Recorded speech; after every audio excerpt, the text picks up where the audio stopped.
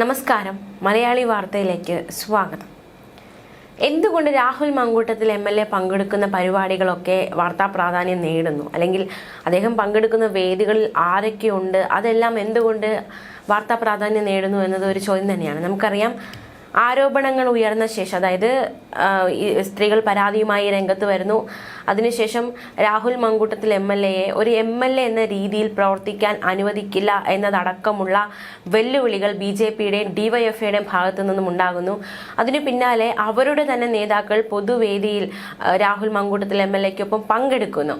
ഇതൊക്കെ വലിയ രീതിയിലുള്ള തിരിച്ചടിയായി വെല്ലുവിളി മുഴക്കിയവർക്ക് മാറുകയാണ്. കഴിഞ്ഞ ദിവസവും സമാനമായ സംഭവം ഉണ്ടായി. സംസ്ഥാന ശാസ്ത്രോത്സവത്തിന്റെ ഉദ്ഘാടന വേദിയിൽ മന്ത്രിമാർക്കൊപ്പം രാഹുലും വേദിയിലെത്തിയ സംഭവം. അതായത് കഴിഞ്ഞയാഴ്ചയാണ് CPMനെ കൊലയാളി പാർട്ടി എന്ന രാഹുൽ മങ്കൂട്ടത്തിൽ വിമർശിച്ചത്. അതിന് ദിവസങ്ങൾ മാത്രം ആയിട്ടേ ഉള്ളൂ. അതിനിടയിലാണ് ശിവൻകുട്ടി മന്ത്രിക്കൊപ്പവും MP രാജേഷ് മന്ത്രിക്കൊപ്പവും രാഹുൽ മങ്കൂട്ടത്തിൽ ഒരു വേദി പങ്കിട്ട് രംഗത്തെത്തിയിരിക്കുന്നത്. എന്തുകൊണ്ട് CPMനെ ഒരു കൊലയാളി പാർട്ടി എന്ന് രാഹുൽ മങ്കൂട്ടത്തിൽ വിശേഷിപ്പിച്ചു, അല്ലെങ്കിൽ അത്തരത്തിൽ വിമർശിച്ചു, ആ ഒരു സാഹചര്യവും കൂടി നോക്കാം. പാനൂരിൽ ബോംബ് നിർമ്മാണത്തിനിടെ ഉണ്ടായ സ്ഫോടനത്തിൽ ഷെറിൽ എന്ന യുവാവ് കൊല്ലപ്പെട്ടിരുന്നു. ആ ഷെറിലിനെ രക്തസാക്ഷിയാക്കി DYFI പ്രമേയം അവതരിപ്പിച്ചു.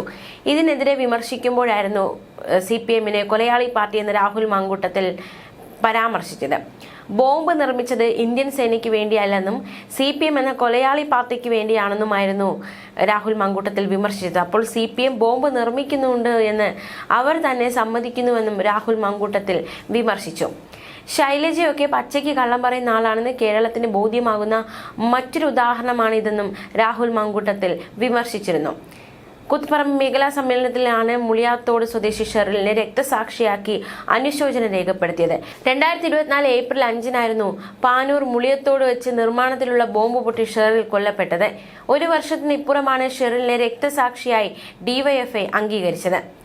രാഹുലിന്റെ വിമർശനം ഇപ്രകാരമായിരുന്നു. ഫേസ്ബുക്ക് കുറിപ്പ് ഇപ്രകാരമാണ്: ബോംബ് നിർമ്മാണത്തിനിടയിൽ കൊല്ലപ്പെട്ട ആളിനെ പറ്റിയാണ് DYFI രക്തസാക്ഷിയാണ് എന്ന് പറഞ്ഞത്.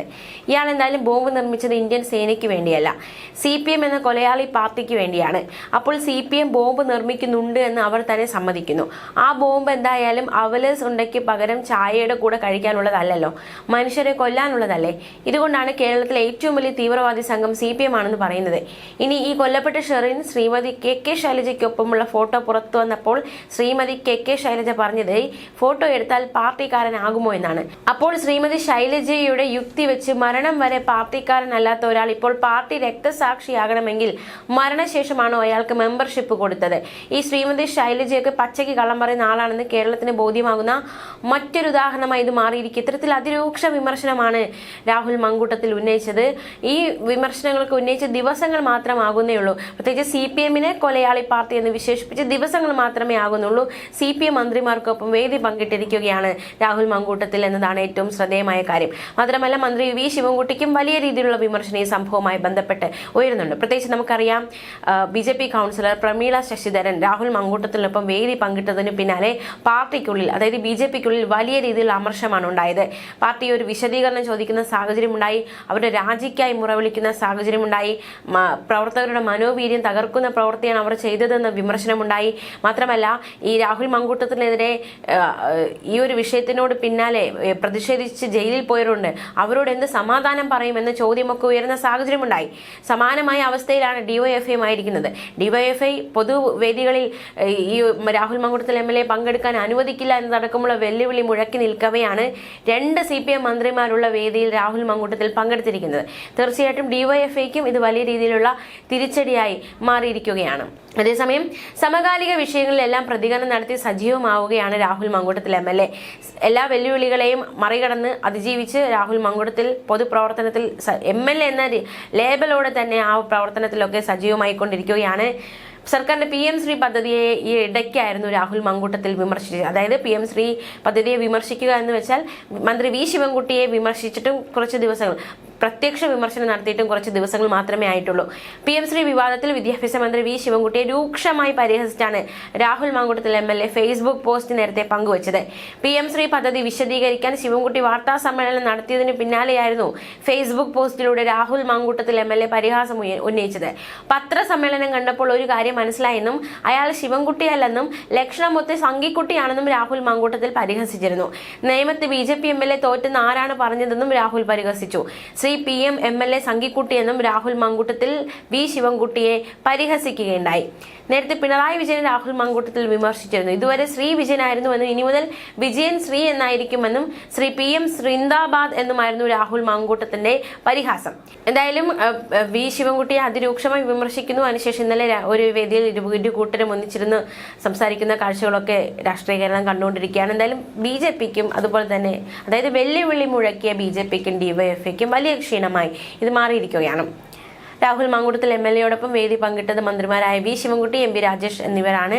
സംസ്ഥാന ശാസ്ത്രോത്സവത്തിന്റെ ഉദ്ഘാടന വേദിയിലായിരുന്നു മന്ത്രിമാർക്കൊപ്പം രാഹുലും വേദിയിലെത്തിയത്. MP രാജേഷ് അധ്യക്ഷ പ്രസംഗം നടത്തുന്നതിനിടെയാണ് രാഹുൽ മാങ്കൂട്ടത്തിലെത്തിയത്. രാഹുൽ മാങ്കൂട്ടത്തിൽ MLA എത്തിയതിനെ തുടർന്ന് സംസ്ഥാന സ്കൂൾ ശാസ്ത്രോത്സവ ഉദ്ഘാടന വേദി BJP കൗൺസിലർ ബഹിഷ്കരിക്കുന്ന സാഹചര്യമുണ്ടായി. പാലക്കാട് നഗരസഭാ കൗൺസിലറായ മിനി കൃഷ്ണകുമാറാണ് ചടങ്ങിൽ നിന്നും ഇറങ്ങിപ്പോയത്. പാലക്കാട് ഗവൺമെന്റ് മോയൻ സ്കൂളിൽ നടന്ന ചടങ്ങിൽ വിദ്യാഭ്യാസ മന്ത്രി വി ശിവൻകുട്ടിയാണ് ശാസ്ത്രോത്സവം ഉദ്ഘാടനം ചെയ്തത്. സംഘാടക സമിതി ചെയർമാനായ മന്ത്രി MP രാജേഷ് ഉൾപ്പെടെയുള്ളവർ വേദിയിലുണ്ടായിരുന്നു.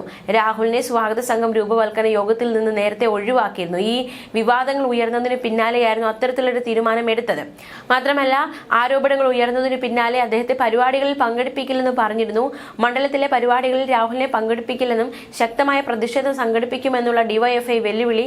ആരോപണങ്ങൾക്ക് പിന്നാലെയാണ് സ്കൂൾ ശാസ്ത്രമേളയുടെ സംഘാടക സമിതി രൂപീകരണ യോഗത്തിൽ നിന്ന് രാഹുലിനെ ഒഴിവാക്കുന്നതാണ് നല്ലതെന്ന് വിദ്യാഭ്യാസ മന്ത്രി പറഞ്ഞത്. വാർത്തയെല്ലാം വായിച്ച് കുട്ടികളുടെ ഇടയിൽ ആശങ്കയുണ്ട്. രാഹുൽ സ്വയം ഒഴിഞ്ഞു നിൽക്കുന്നതാണ് നല്ലത് എന്നതടക്കമുള്ള പരാമർശം നടത്തിയ വി ശിവൻകുട്ടി ഉള്ള അതേ വേദിയിലാണ് കഴിഞ്ഞ ദിവസം രാഹുൽ മാങ്കൂട്ടത്തിലെത്തി ആശംസാ പ്രസംഗം നടത്തിയത്. പാലക്കാട് നടന്ന പട്ടയമേളയിൽ മന്ത്രി K കൃഷ്ണൻകുട്ടിയും Kongad MLA K ശാന്തകുമാരിയും Rahul മാങ്കൂട്ടത്തിനൊപ്പം വേദി പങ്കിട്ടിരുന്നു. മണ്ഡലത്തിലെ പരിപാടികളിൽ രാഹുലിനെ പങ്കെടുപ്പിക്കില്ലെന്നും ശക്തമായ പ്രതിഷേധം സംഘടിപ്പിക്കുമെന്നുള്ള വെല്ലുവിളികൾക്ക് നടുവിലൂടെ രാഹുൽ മാങ്കൂട്ടത്തിൽ MLA എന്ന രീതിയിൽ തന്നെ അദ്ദേഹം പരിപാടികളിലെത്തുന്നു, പങ്കെടുക്കുന്നു. വെല്ലുവിളികളെയൊക്കെ അതിജീവിച്ച് അദ്ദേഹം മുന്നോട്ട് പോയിക്കൊണ്ടിരിക്കുന്നു എന്ന് തന്നെ നമുക്ക് പറയാവുന്നതാണ്. ന്യൂസ് ഡെസ്ക് മലയാളി വാർത്ത.